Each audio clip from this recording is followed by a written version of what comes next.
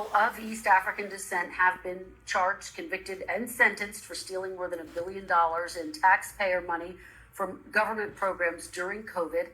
As you know, Governor, that is more than Minnesota spends each year to run its Department of Corrections. So I want to give you a chance to respond to this. Do you take responsibility for failing to stop this fraud in your state?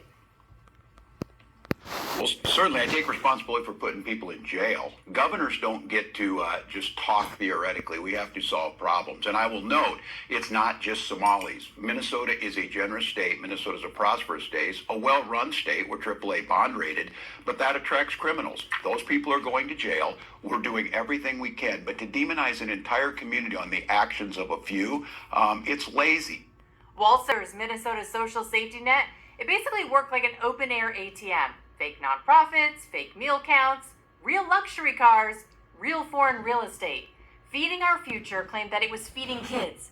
Prosecutors say it was feeding bank accounts. Tens of thousands of meals were just typed into existence. And when the money disappeared, shockingly, so did the nonprofit. In 2022, poof, gone. And now Walz was asked point blank if he takes responsibility. Well, he says he's proud of putting people in jail. Translation? The house burned down, but hey, at least I found the matches.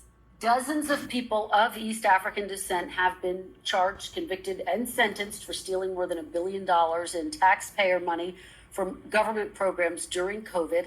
As you know, Governor, that is more than Minnesota spends each year to run its Department of Corrections. So I want to give you a chance to respond to this.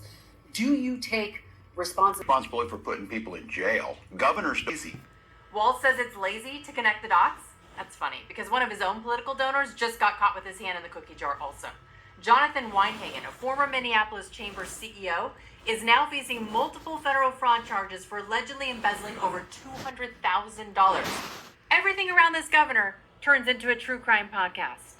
Now to what's being called devastating news. That's the reaction just in to crimes a former Minneapolis Chamber leader is accused of. Jonathan Weinhagen is facing federal fraud charges tonight. The indictment says from December 2019 through June 2024, former Minneapolis Regional Chamber of Commerce President and CEO Jonathan Weinhagen embezzled, quote, hundreds of thousands of dollars from the chamber and its business members. It says he entered into sham contracts with a fake consulting company he created and used an alias, James Sullivan, and at one point opened a line of credit in the Chamber of Commerce's name, used it for diverted donations from chamber business members to repay the money. You know this governor has like gold bars stuffed somewhere in